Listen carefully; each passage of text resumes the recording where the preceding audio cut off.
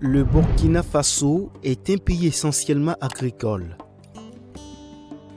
L'agriculture occupe de nos jours environ 85% de sa population. Malgré cette prépondérance de l'agriculture, le Burkina Faso peine chaque année à nourrir convenablement sa population. Depuis quelques années, des jeunes agriculteurs burkinabés se sont donné pour mission d'inverser la tendance. C'est ce que nous allons essayer de voir dans ce document réalisé pendant la saison humide 2022, de juillet à novembre dans les exploitations sémencières de M. Ouedraogo Inoussa.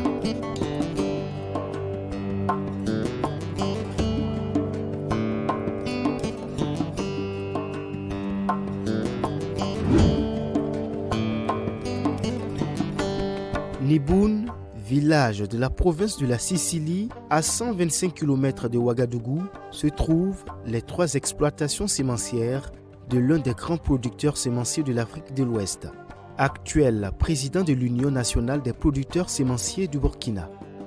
Dans ces champs à perte de vue, on cultive des semences pour les besoins du pays.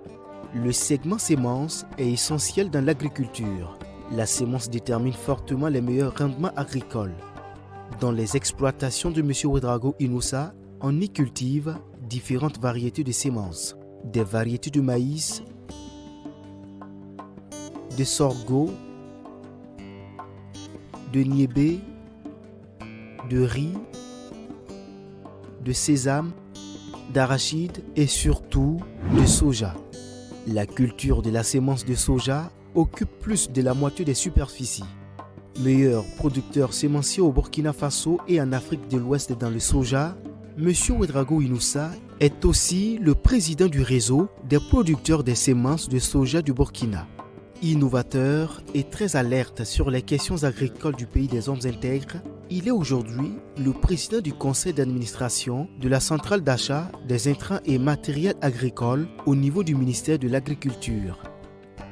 Sur ces 3 superficies, on y expérimente plusieurs variétés issues de la recherche. Il faut dire que M. Inoussa travaille en symbiose avec le monde de la recherche, une dynamique qui lui permet de pousser à l'infini les limites réalisables. Des semences certifiées en somme.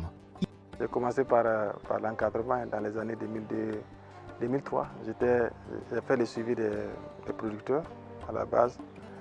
Et c'est après tout ça que je me suis lancé beaucoup véritablement dans la production. Parce que je m'étais lancé comme objectif d'abord d'acquérir un certain nombre d'expériences. C'est vrai que je suis fils d'agriculteur, mais j'ai voulu renforcer cette expérience-là par l'encadrement même des producteurs. C'est ainsi que j'ai pu encadrer des producteurs. J'ai fait la riziculture au niveau de la plaine de Bagré, pour ceux qui connaissent. À l'époque, ça s'appelait la MOP. J'ai fait autour de 22 mois là-bas, dans l'accompagnement de l'organisation des producteurs, dans l'accompagnement de la production, et également de la commercialisation.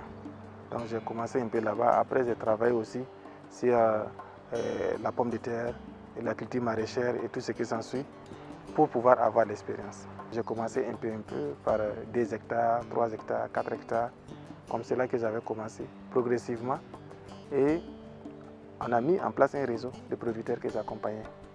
Et à ce moment, je me suis formé, je faisais la production des semences. Et c'est dans les années 2009-2010 que j'ai commencé réellement à côtoyer cette organisation des producteurs sémenciers. Voilà. Et j'ai eu la chance aussi de rencontrer ces doyens qui sont dedans, en l'occurrence les Abdoulaye Sawadogo, qui a été vraiment d'un grand guide pour moi par rapport à l'expérience qu'ils avaient aussi dans la production que j'ai essayé de suivre tout doucement. Et à un moment donné, je me suis lancé progressivement dans la production et j'ai acquis mes premiers terrains. Et voilà, une quarantaine d'hectares et que j'ai commencé à produire un peu, jusqu'à atteindre un peu là où je suis aujourd'hui. C'est pour dire que ça n'a pas venu d'un coup, ça a d'abord été un processus de longue haleine. J'ai commencé, j'ai vu tout ce qu'il y a comme parcours, les souffrances là-dedans, et la recherche de solutions, etc., jusqu'à arriver aujourd'hui. Le Burkina Faso compte 4000 sémenciers répertoriés au niveau de l'Union nationale des producteurs sémenciers du Burkina pour une production sémencière de 15 000 tonnes par an au niveau national. Un chiffre très loin du potentiel estimé aujourd'hui à plus de 60 000 tonnes. Le potentiel de production est très énorme. Elle peut être multipliée par 10, voire par 20. Mais c'est en fonction des débouchés qui fait que les gens aussi produisent en tenant compte de tout ça. Si nous avons pu atteindre en tout cas les pics de 20 000 et quelques tonnes, mais souvent la question des débouchés fait que, comme la production est très difficile, et ça fait que beaucoup de producteurs essaient de réduire les superficies, d'autres laissent carrément tomber parce qu'il y a beaucoup d'exigences qui fait que si vous n'arrivez pas à respecter ces exigences et si vous arrivez à respecter sans pouvoir véritablement écouler, ça vous casse carrément et vous ne pouvez plus rebondir, quoi. Les besoins en semences c'est très énorme. Pourquoi je dis ça? Parce que aujourd'hui, malgré tous les efforts qui sont faits, nous n'avons pas atteint encore 20% d'utilisation des semences au Burkina. Pour certaines spéculations, oui, c'est un peu élevé, mais dans l'ensemble, si nous regardons les superficies qui sont emblavées au niveau national, par rapport à la semence qui est produite, il y a un paradoxe. Un paradoxe, d'autant plus que pour moins de 20 000 tonnes, on n'arrive pas totalement à écouler, tandis que le besoin est vraiment énorme. Donc, ce qui veut dire qu'on peut même multiplier par 4, par 5, par 10, même par 20, on ne pourra même pas atteindre la production nationale. Si nous prenons, par exemple, il ne serait-ce qu'au minimum 3 millions. Si nous prenons 3 millions de surfaces emblavées au Burkina chaque année, et que vous prenez une moyenne de 10 kg à l'hectare, vous imaginez? Donc vous aurez 30 millions de kilogrammes au moins que nous devons produire pour booster la production nationale. Donc nous sommes très très loin de la barre. Pour la réussite d'une bonne saison agricole, plusieurs facteurs sont importants. Cette année, le calendrier agricole a été beaucoup perturbé. À l'état de floraison, les difficultés étaient encore pesantes. Des poches de sécheresse ont créé quelquefois des inquiétudes. Aujourd'hui, nous sommes à une phase assez décisive quand même de la production. Nous sommes à la phase floraison, initiation des gousses et puis des boutons floraux et puis également la floraison. Nous sommes pratiquement à mi-parcours de la campagne, également du cycle du soja dans lequel nous sommes aujourd'hui. C'est aussi valable que toutes les autres spéculations en dehors du sésame et du niébé. Toutes les autres cultures aujourd'hui doivent être dans une phase d'initiation peut-être des fleurs pour ce qui concerne les légumineuses, mais pour ce qui concerne un peu les maïs et tout ça, nous pensons que ça doit être la période où on peut avoir l'initiation paniculaire et tout ça. Voilà. Donc aujourd'hui nous sommes 15 août, pratiquement il nous reste au grand maxi 2 mois, 60 jours, 15 septembre, 15 octobre pour boucler la campagne. Au stade à laquelle nous sommes aujourd'hui, nous pouvons dire que si tout se passe bien, nous ne sommes pas trop en retard et nous pensons que ça doit pouvoir aller.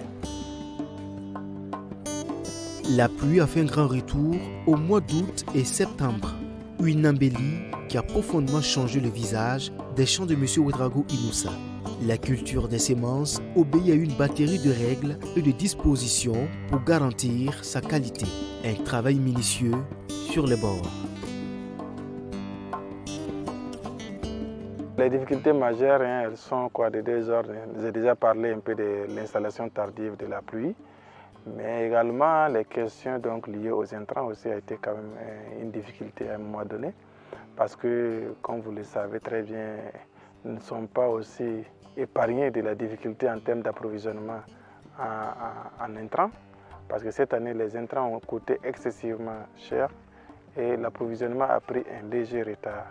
Donc nous avons aussi été victimes.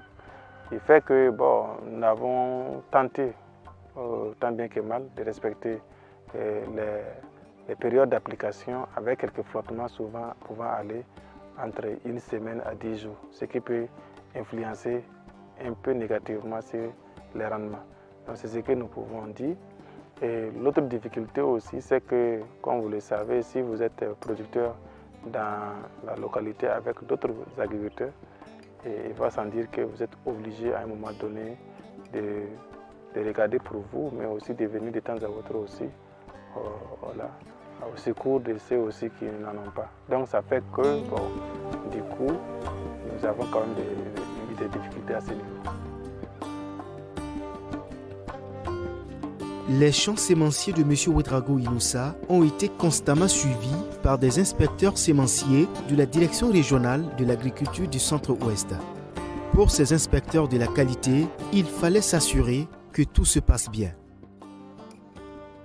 On est sorti aujourd'hui pour, en tout cas, vérifier la conformité de la production. Et c'est M. Ouedraogo pour voir si les normes voulues sont respectées dans sa production. On a suivi une parcelle de production de semences de maïs et il y a également une parcelle de production de semences de sésame et de soja. Voilà, donc c'est les trois spéculations qu'on a pu observer pour le moment. Et dans l'ensemble, ça va. Bon, puisqu'on a déjà suivi la production depuis le départ. Et quand on est venu pendant la phase végétative, ça va. Et on est revenu également trouver la phase presque finale, de production finale. Et on a vu, ils sont en train de taper, on a vérifié les graines, ça va. En tout cas, quand on regarde, les graines sont en forme. Et la production également, ça donnait. L'état qu'on observe, à partir de ces résultats, on peut estimer qu'en tout cas, il peut avoir de bons rendements. Du point de vue technique, c'est satisfaisant. Non seulement les rendements y est, et les normes sont suivies ici. Partout, voilà. En tout cas, depuis qu'on suit, vraiment, il a toujours produit comme il faut. Les normes sont respectées. Les rendements agricoles pour cette saison humide sont satisfaisants malgré les difficultés rencontrées au départ de la saison. La sémence et encore la sémence pour développer une agriculture intensive. Dans les champs de M. Ouedraogo, la récolte est aussi soignée que la semis. De nuit comme de jour, il faut respecter les normes de production de la sémence.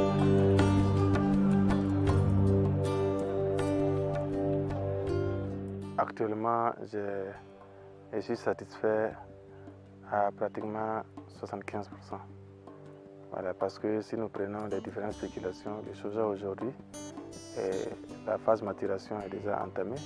Les feuilles ont déjà commencé à chuter, ce qui veut dire que la maturité physiologique est déjà presque atteinte. Nous sommes en train d'entamer la phase maintenant de la chute des feuilles et la maturation complète. Donc à ce niveau, nous pouvons dire que nous sommes à un taux de satisfaction assez poussé.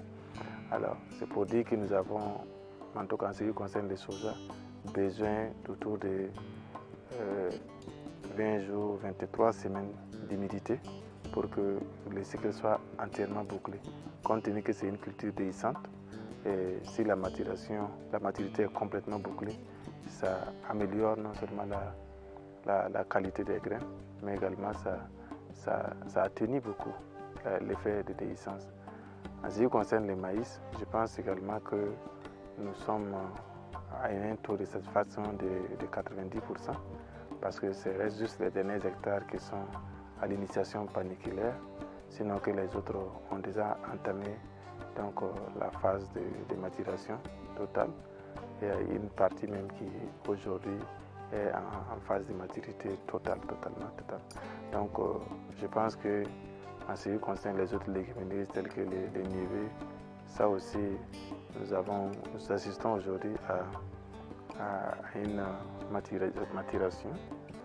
Alors, pour les autres tels que les sésames et autres, les fleurs, l'initiation des fleurs et tout ce qui s'ensuit. Donc aujourd'hui, nous pouvons dire que vu le comportement, en tout cas ces derniers temps, de la pluviométrie, il y a motif quand même de satisfaction. Vraiment, toutes les techniques sont mises en œuvre parce que le travail est bien organisé ici. Voilà, c'est bien organisé par des techniciens, voilà, et par des chefs d'équipe. Nous avons en gros 3 sites. Il y a Neboun 1, il y a Neboun 2 et il y a Neboun 3. Neboun 1, la superficie tourne autour de 38-39 hectares. Et Neboun 1 aussi, ainsi que Neboun 2 tourne autour à peu près 40 hectares. Au niveau de Neboun 3, nous sommes autour de 120-23 hectares de superficie. Donc il faut dire que la plus grande superficie c'est Neboun 3. Donc moi-même je suis basé là-bas, mais je fais la navette entre les deux autres sites, Neboun 1 et Neboun 2. Voilà. Et sur chaque site, on a des responsables aussi de groupes aussi sur chaque site, voilà, qui m'appuient par rapport au suivi des activités terrain. Je suis très ravi de travailler avec M. Ouedraogo Inoussa parce que franchement c'est un exemple déjà pour moi et un exemple aussi pour d'autres personnes. Puisque franchement il faut se dire la vérité, la terre ne ment pas. Si je dis la terre ne ment pas, bon, par rapport à ce que vous avez vu, depuis que je suis là depuis l'an passé, vraiment notre défi, c'est pour surtout atteindre l'autosuffisance alimentaire. Réussir le pari de l'autosuffisance est bien possible au Burkina Faso. Maîtriser le processus de production des semences pour accroître les rendements agricoles est un impératif et pour cela, il faut du pragmatisme à tous les niveaux. Travailler à conjurer le paradoxe burkinabé concernant les semences est le combat de cette race d'agriculteurs. Les solutions sont nombreuses. Vous avez visité quand même certains sites tout de suite où nous nous attendons par exemple à des productions de 6 tonnes à l'hectare, voire 7 tonnes avec certains hybrides que nous avons utilisés. Vous avez vu les résultats sur le terrain avec moi. Ce qui veut dire quoi? Ce qui veut dire qu'il faut qu'on aille un peu vers ces productions. Il faut aussi qu'on intensifie la production pour aller vers ces... Voilà. Il faudra vraiment qu'on puisse avoir un regard particulier vers cette agriculture-là, également vers l'utilisation de ces semences et ces moyens de production. Vous savez qu'aujourd'hui, avec la situation d'insécurité que nous vivons, une bonne partie des populations n'arrive plus à produire. Donc les régions où on arrive à produire, il faut intensifier effectivement dans ces régions. Il faut donner assez de matériel de production qui commence d'abord par les semences de qualité. Il faut une planification, il ne serait que c'est 3 ans. D'autant plus que la recherche qui travaille avec nous ne savent même pas quelle quantité nous allons commander. Nous qui produisons, qui multiplions la semence, nous ne savons pas qu'est-ce que nous allons vendre l'année prochaine, qu'est-ce que le marché local va prendre, qu'est-ce que nous allons exporter. Certes, c'est une question de planification, mais nous pensons que les projets et programmes et l'État qui doit développer une politique allant vers la productivité, qui le développe, mais qui doit l'améliorer davantage pour que nous puissions aller vers cette productivité agricole. Si ça, c'est bien planifié, la recherche sait exactement quelles sont les spéculations sur lesquelles nous allons travailler. Nous qui multiplions, si nous savons que les besoins de l'État est de temps, ça nous permet de mieux nous organiser. Par exemple, si vous prenez cette année, bon, je vais au-delà de ma modeste production pour aller au niveau national, où nous avons par exemple près de 12 000 tonnes de semences qui sont restées. Vous avez bien entendu que nous sommes allés et nous avons emprunté 6 000 tonnes de production à la CEDEAO, tandis que nous-mêmes, nous avons 12 000 tonnes de semences dans nos magasins. Vous voyez un peu, quand vous parlez de paradoxe, il faut aller un peu. C'est vrai que c'est une politique sous-régionale, communautaire, mais il n'y a pas de raison que nous partons prêter 6 000 tonnes de consommation, tandis que nous avons jusqu'à 6 000 tonnes, 12 000 tonnes, le double dans nos magasins. Dans les différents champs de M. Ouedraogo Inoussa, travaillent de jeunes ouvriers agricoles. Saisonniers pour la plupart, ils bénéficient auprès de ce grand leader agricole un accompagnement adéquat pour leur permettre de construire une vie décente. Le rêve d'une jeunesse portée sur le développement agricole est possible. Nous sommes en train d'aller vers la mécanisation parce que nous avons pu prendre plus de 100 tracteurs pour nos membres, etc. Donc, nous avons travaillé beaucoup plus sur la mécanisation et la qualité, le professionnalisme de notre production. Donc, à notre niveau, ça c'est une première phase. Nous avons également développé ce qu'on appelle les IPROSAC, les journées promotionnelles des semences agricoles améliorées que nous avons fait sur 2 éditions. Ça nous a permis quand même de valoriser non seulement l'activité, mais à beaucoup de pays de nous contacter, par exemple, pour commander des semences. Mais bon, comme malheureusement le Covid était arrivé, nous avons peut-être stoppé ça. Nous sommes en train également de développer ce qu'on appelle une commune, une boutique de semences pour rapprocher davantage ces semences-là aux utilisateurs. Mais cela nécessite aussi que nous puissions avoir effectivement une politique structurante des appuis que nous allons pouvoir mettre en place ces boutiques de semences à travers toutes les communes. Cela va rapprocher davantage les semences aux utilisateurs. Il faudra aussi qu'on travaille avec les décideurs pour que nous puissions voir un peu aussi les systèmes de subvention, que ce soit au niveau de la production des intrants, que ce soit au niveau également des semences. tout cela contribuera soit à promouvoir ou encore à affaiblir le système de production des semences. Donc je pense que l'un dans l'autre, il faudra réellement qu'on regarde tout cela. Par exemple, si nous prenons la subvention actuelle, les efforts sont faits au niveau de l'État. Nous avons par exemple les kits de semences que l'État subventionne à 1000 francs. À 1000 francs, c'est vraiment abordable parce que nous avons des kilogrammes autour de 66 francs. Il n'y a pas plus d'accompagnement que ça. Mais à côté de ça, vous avez la consommation qui se vend à 300 francs, 350 voire 400 francs. Vous voyez un peu le paradoxe. Donc ce qui fait que les gens vont se poser des questions sur même la qualité de ces semences-là. D'autant plus que ce que nous devons prendre pour semer coûte 5 fois moins cher que ce que nous devons prendre pour consommer. Donc à ce niveau, l'effort demandé pour les paysans, il y a quand même matière à réfléchir là-dessus. Voilà, on n'a pas dit que ce n'est pas bon de subventionner, mais il faudra que celui qui l'utilise puisse être conscient de tous les efforts qui ont été faits et qu'en retour aussi, on lui demande des comptes. Depuis des années, on subventionne. Tu ne peux pas prendre des semences, tu pars produire, tu prends des engrais, tu produis, et chaque année, tu viens encore demander. Il faudra que tu fasses la place pour que tu puisses avancer, pour que ceux aussi qui sont derrière aussi, on puisse les aider. Pendant cette saison des pluies 2022 où nous avions été constamment dans les champs de M. Ouedraogo Inoussa, nous avions compris beaucoup de choses dans l'approche de ce jeune agriculteur qui a redéfini les codes et les normes de la production sémencière au Burkina Faso. Avec humilité et dévouement, il croit à l'avenir et surtout l'indépendance alimentaire de son pays. Bon, c'est mobiliser les troncs, travailler bien travailler, donc que chacun va gagner ce qu'il va gagner. S'il y a une truc, bon, vous pouvez faire dans une réunion, vous allez parler, vous entendez entre eux pour que le travail s'avance. Voilà, chacun va gagner ce qu'il va gagner. Voilà. Ce qu'on avait trouvé, j'avais réfléchi à trouver comme système, c'est de trouver une parade un peu pour que ces jeunes-là puissent aller à l'école. Qu'est-ce que nous avons fait? Nous avons mis en place un système tripartite avec les parents d'élèves, les responsables d'école, mais également les institutions de microfinance. Parce que nous savons que les parents vont avoir de l'argent, mais pas en octobre, peut-être en novembre ou décembre. Donc nous nous positionnons comme garants auprès des établissements. Et les enfants ne sont pas inquiétés, ils suivent correctement leurs cours. À la fin des récoltes, les parents viennent vendre les productions avec nous. Nous partons payer la scolarisation, nous prenons les reçus, venir remettre aux parents. Et le reste, s'ils ont quelque chose en plus, on les rend. Donc chaque année, on arrive à faire entre 200 et 300 enfants comme ça qu'on arrive à scolariser dans ces systèmes-là. Notre souci, c'est de vraiment travailler à donner vraiment l'espoir aux jeunes aussi qui veulent faire comme nous. Au-delà des jeunes aussi, tous ceux qui pensent que dans le domaine agricole, ils peuvent peut-être avoir des solutions.